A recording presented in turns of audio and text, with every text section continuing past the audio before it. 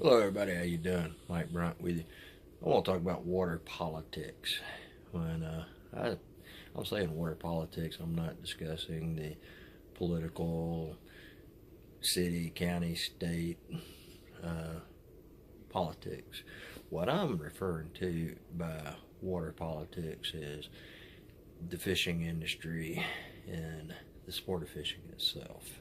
Um, a lot, a lot has changed as far as recreational fishing goes in the 40 years that I've been fishing.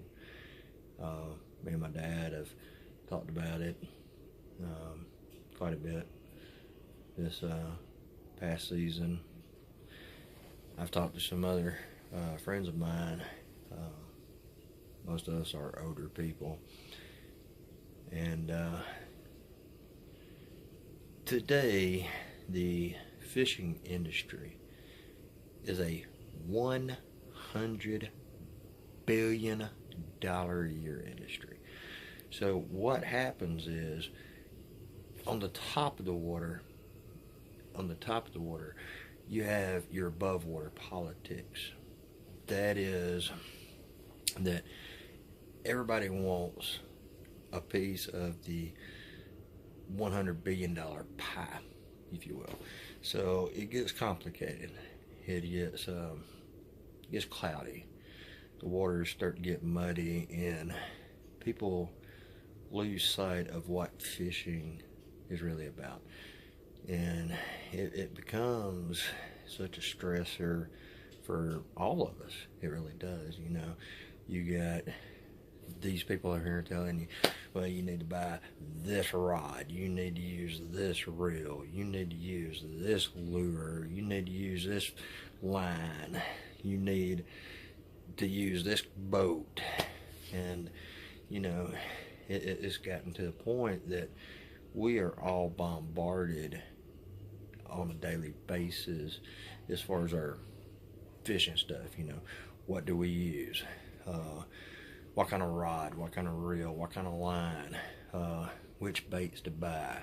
We gotta have some nice new shiny 21-foot bass rig, and state-of-the-art navionics with side view and down view and Doppler and GPS mapping with 1-foot contours, and it's all about the money. I remember several years ago, a guy asked me what type of fishing I do, and I said, "Oh, I do bass fishing. That's what I love. I love bass fishing." And the gentleman responds to me, "Oh, that's a rich man's sport." And it really has become a rich man's sport. By no means am I rich. I enjoy it, and I try to do it as often as I can. I'm just like the rest of y'all. I work hard for my money. I buy what I like. I buy what I can afford, and I try not to live beyond my means. When you got all these bombardments, all this advertising and everything else of this new product and how it's going to revolutionize fishing, there's truly not a single product that I've seen that revolutionizes fishing. It truly does not revolutionize fishing. Fishing is fishing. When you break it down and you really look at what the sport of fishing has become to what it was 40 years ago, or some of you that are even older may think back 50, 60 years. Like I said, me and Pop have talked about it a good bit this past season. How much things have changed since he was 5 years old and first started fishing. That's what, Pop 61, so what, about 61 years or so, 66 years of him fishing. I just know that in my day, when I was younger, you know, I caught my first bass on a little Snoopy rod and reel. It was a nice 4.5 pound bass. I was 4 years old. I caught it on a Rapala jerkbait. And today, we all end up with so much tackle, so much gear and everything because of that top water politics. You know, how many of you out there remember this little guy right here? Nothing fancy, nothing flashy. Little George by Tom Mann out of Eufaula, Alabama. Nothing special about it, just a painted chunk of lead with a blade and a hook. We caught fish. We caught lots of fish. We caught nice fish.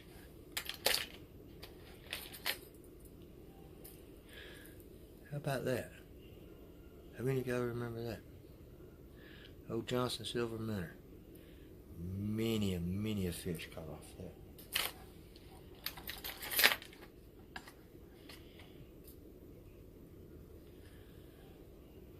Old school. Rooster tails.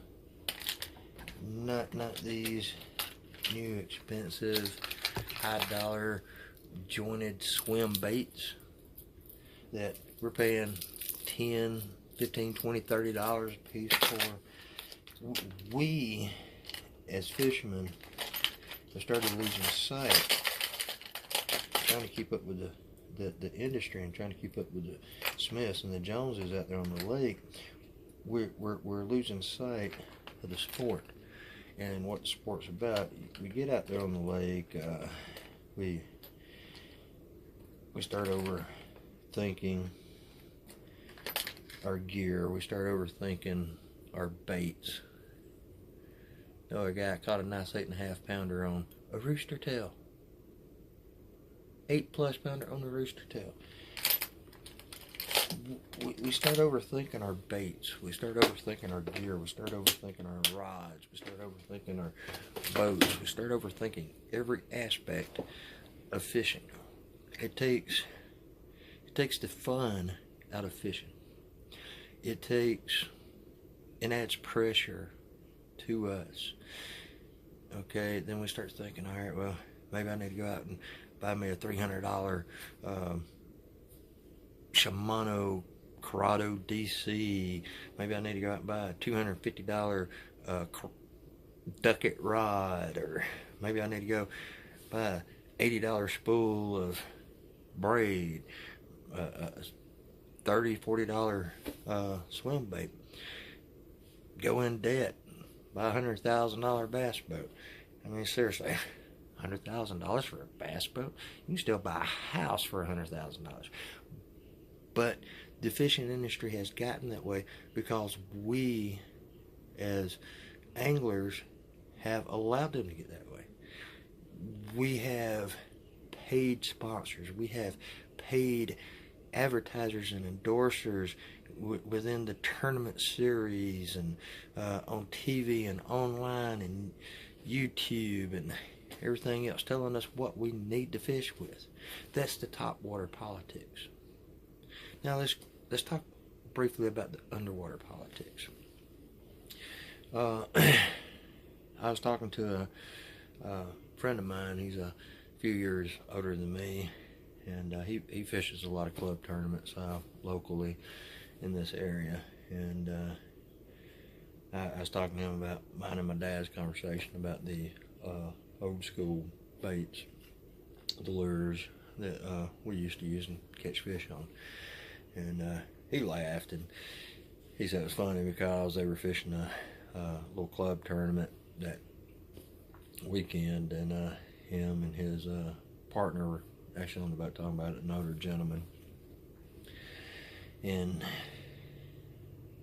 my friend asked me, he said, the older guy that he was paired with that day for that club tournament asked him, what lure do you catch your most fish with? What bait do you catch your most fish with? I thought about it. And I said, black finesse work. Zoom black finesse work. That's what I catch on most fish on. The bait that you use to catch the most fish is the bait that you fish with the most. Wow, that's kind of deep, ain't it? It goes back to our confidence baits. What we feel confident with, what we feel comfortable with. Now, under the water, where we are focusing underwater politics, it's plain and simple. Either the fish are going to hit, or the fish ain't going to hit. It don't matter if you throw a rubber band tied to a hook. If the fish reacts, the fish is going to strike that rubber band. If you throw in a $20 swim bait, the fish is going to respond. The fish don't care. The fish don't care about that top water politics. They don't care if you're fishing with a $180 ducket rod or if you're fishing with a $15 Shakespeare excursion rod. They don't care if you're using a 65-pound braid spider wire or if you're using a cheap spool of $8 Eagle Claw line. They don't care if you're using a 15-cent hook or if you're using a $2 hook. They don't care. They don't care if you're fishing out of a $100,000 bass boat. They don't care if you're fishing out of a $150 used pond prowler. They don't care if you're short, fat, bald, tall, skinny, hairy. If you live in a $2 million mansion, they don't care if you live in an RV. They don't care. And that is the politics of fishing that takes the fun of fishing out of us. When we become preoccupied, well, maybe I need to buy this, maybe I need to buy that, maybe I ought to go take out a second mortgage and pay $400 a month for the next 15 years for a new bass boat. What color do I use? What? It don't matter. It really, truly does not matter. Because the fish below the water, below the surface, they don't care. They don't care. They're either going to react and strike, or they're not. You're either going to catch them, or you're not going to catch them. I don't care how good you are. I don't care how good you think you are. The bottom line is, at the end of the day, it's all about luck. You got to be in the right place at the right time.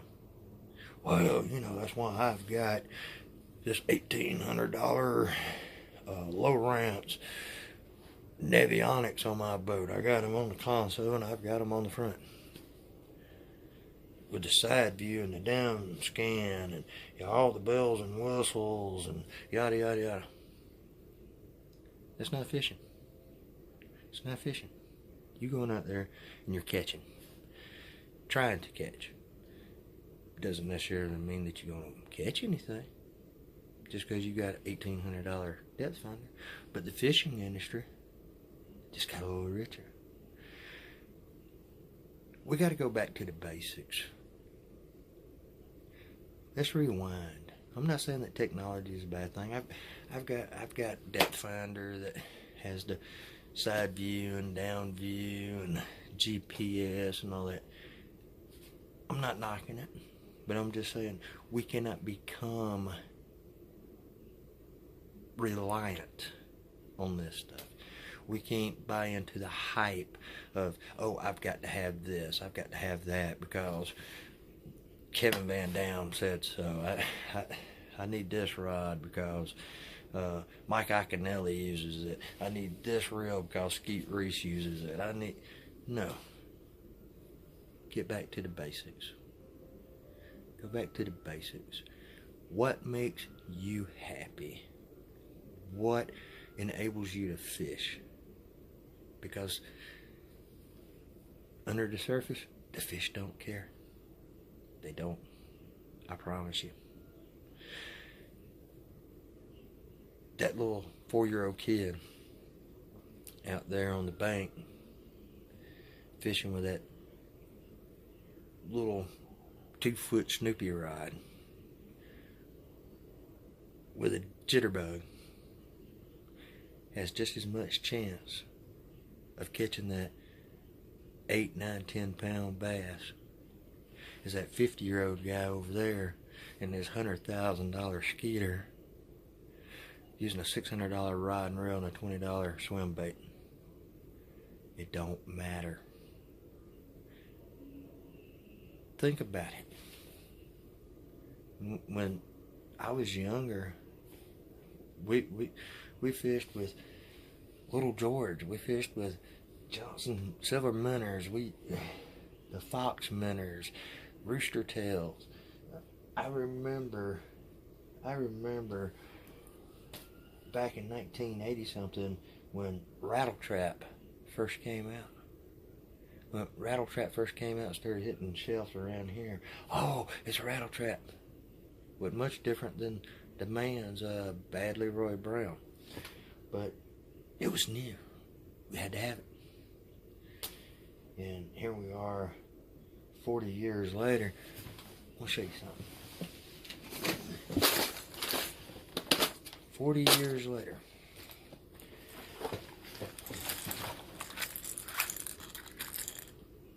Look at that collection of rattle traps. Look at that collection of rattle traps. Most of them I've never even put in the water. Why? Just because I had to have them. Don't fall victim to the water politics. Keep it simple. Go back to what you know. Go back to what you love and what you enjoy. And hey, take a kid with you. Teach them how to fish. Till next time, have a good one. Oh yeah, by the way, I'm going to leave you with some additional video footage and some ramblings from the lake earlier. Have a good one.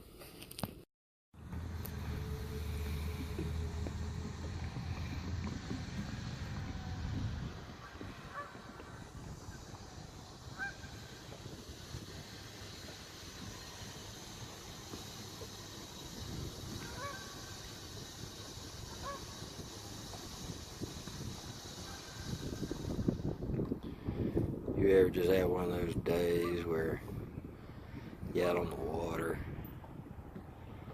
just can't get your mind right, you just can't get the right mindset to fish. You got so much on your mind, yet you just sit here on the water and watch the waves, smell the water, smell the fish, hear the ducks and the geese and everything going on around you, the world. It just relaxes you, clears the mind, relaxes your spirit, rejuvenates you.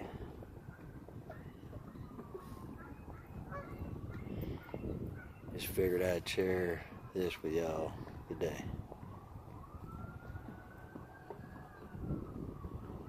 World goes on. The water's always smooth. It's always calm. Even on a windy day and you got a lot of chop. It's what I love about the fishing. It's what I love about the water. Just recording some of this video here for you.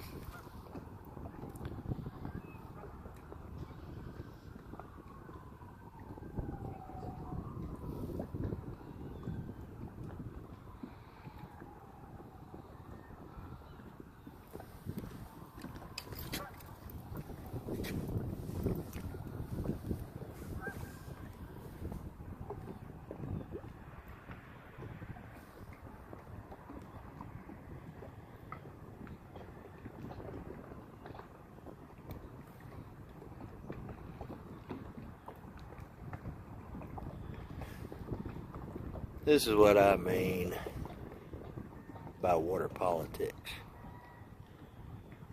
Water politics. Fishing industry is $100 billion a year industry. Everybody and their brothers, uncles, cousins, sisters, mailman's nephew wants a piece of that $100 billion a year industry. New lures, new worms, new lines, new reels, new rods, new boats, new navionics. That is the top water politics. We get home, we'll sit down and add to this video here, and we're going to talk about the underwater politics, where it really matters.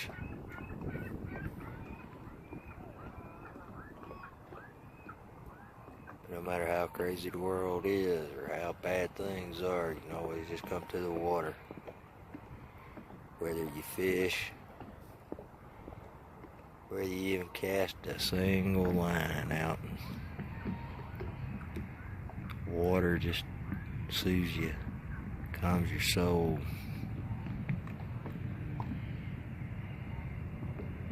Makes the whole world just seem better.